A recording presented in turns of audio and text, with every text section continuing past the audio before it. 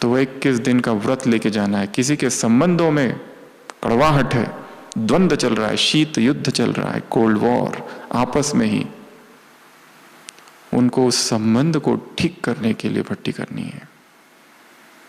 और ये भट्टी अत्यंत गुप्त होगी। किसी की भोजन में आ सकती है, वो भोजन पर भट्टी करेंगे। किसी की दिनचर्या सेट अब तक नहीं हो पाई है, वो दिनचर्या पर भट्टी करेंगे। किसी के office, job, career, business centre पर जब तक है तब तक ठीक है, घर पर ठीक है, जैसे ही उस क्षेत्र में प्रवेश करते हैं हलचल चालू हो जाती है। क्यों होती है वो हलचल? उस पर गहन चिंतन की आवश्यकता है। इसलिए ये समझो कि यहाँ आना ये तो केवल एक पूर्व तैयारी है उस भट्टी की जो यहाँ से जाने के बाद करनी है। और वो जो टॉपिक्स होंगे वो मौन में प्राप्त होंगे। टाइम सुबह 2 से 5 के बीच।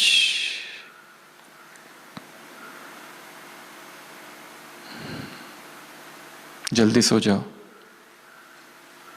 जितना हो सके भोजन हल्का रात्रि का, ताकि 1:30 पौने 2 बजे उठ सको। क्योंकि मधुबन का ऐसा वायुमंडल और कहाँ मिलेगा। तपस्वियों की तपोभूमि है ये, ब्रह्मा की कर्म भूमि और कर्मातीत भूमि है ये। दादियों के चरण कमल इस धरती पर पड़े हैं।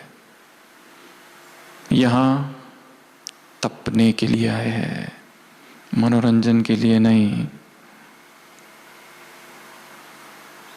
तपना है। बाकी सब चीजें तो वहां पर भी की जा सकती है, परंतु ये अवसर मिला है। सभी सेवाओं से सभी फारिग है, किसी को यहाँ कोई सेवा नहीं है, सब कुछ मिल रहा है। ये सब कुछ मिलते हुए भी यदि हम भोग और विलास में डूबे रहे तो काम अपूर्ण रह जाएगा। और काम बहुत बड़ा है, पता नहीं अंदर क्या क्या भरा है।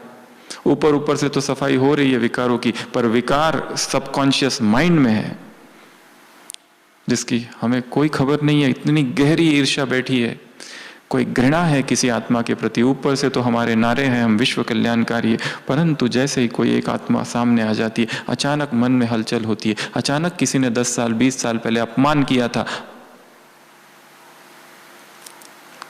कुछ कहा था, उसकी वो बात अब तक याद है। संडे की मुरली, जरा भी घृणा ना हो किसी के प्रति। विकार बहुत बहुत सूक्ष्म है, दिखाई नहीं देते हैं। क्यों नहीं दिखाई देते? क्योंकि पानी हमेशा हिल रहा है। शांत कर दो उसको। इस भट्टी का लक्ष्य रखो अनुभूति। ये क्लासेस बहुत सुन सकते हैं, ऑडियोज बहुत है अवेलेबल। बाढ़ आई है इंटरनेट पर क्लासेस की। यहां लक्ष्य रखना है अनुभूति, यहां लक्ष्य रखना है मौन, यहां लक्ष्य रखना है एकांत, स्थूल एकांत, सूक्ष्म मौन, स्थूल मौन। No contact with the world. क्योंकि अंदर जाना है, बहुत गहरा काम है। ऑपरेशन होता है तो रेड लाइट लगता है, नॉट अलाउड बाहर के लोग। ये भी एक ऑपरेशन थिएटर है। चीरा लगा रहे, पता नहीं क्या आएगा, मन पर चीरा लगा रहे। जन जन के विकार। छोटा सा बच्चा पालने में है, कितना निरागस लगता है, कितना निर्दोष दिखाई देता है, परंतु उसमें सब कुछ है, जन्म जन्म का किचड़ा भरा हुआ। वो धीरे धीरे प्रकट होता है। इसलिए ये 3 नियम। Mobile switched off. जो प्रशासन में है और जिन्हें बहुत जरूरी है उनकी बात अलग, पर बाकी लोग बंद। ये काम उसी दिन करना है और किया भी होगा कहीं नहीं, जिस दिन आए थे। दूसरा, आपस में बातचीत बंद, नो शेयरिंग ऑफ एक्सपीरियंस। भोजन करो तो मौन में, ध्यान दृष्टि भोजन की थाली में, कॉन्शियस ईटिंग धीरे धीरे याद में। चलो तो फरिश्ते जैसे। यहां के इंस्पेक्टर बनकर नहीं आए हैं। यहां क्या दोष है और कौन क्या करता है इससे कोई लेना देना नहीं। जो करने आए हो वही करके जाना है। Mind your own business.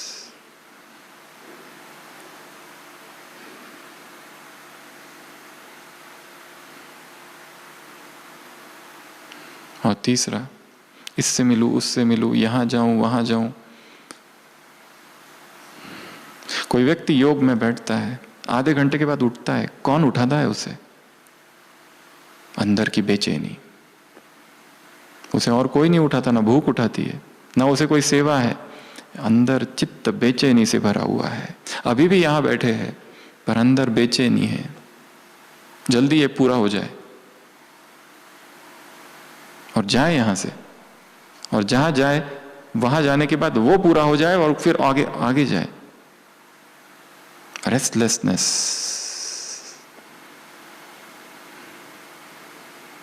इसलिए कहा लिखा बहुत, सुना बहुत। यहां केवल लिखने सुनने के लिए नहीं आए,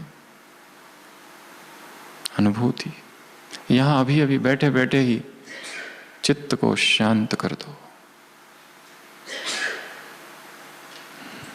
जो क्लासेस यहां सुन रहे हैं,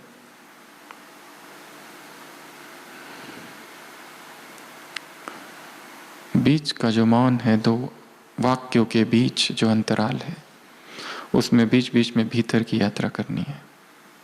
क्योंकि काम बहुत बाकी है। ऊपर ऊपर से सब कुछ पता है, ऐसा कोई पॉइंट नहीं है ज्ञान का जो हमें पता नहीं है। फिर मिसिंग क्या है? मिसिंग है अनुभूति। दिव्य ध्येय की और तपस्वी।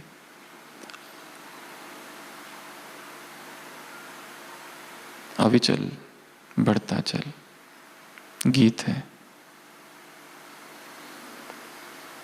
देह हमारा बहुत ऊंचा है, लक्ष्य बहुत ऊंचा है और हम कहीं ना कहीं भटक गए।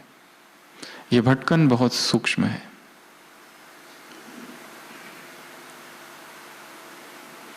तो आज शाम, आज की पूरी रात, कल का पूरा दिन,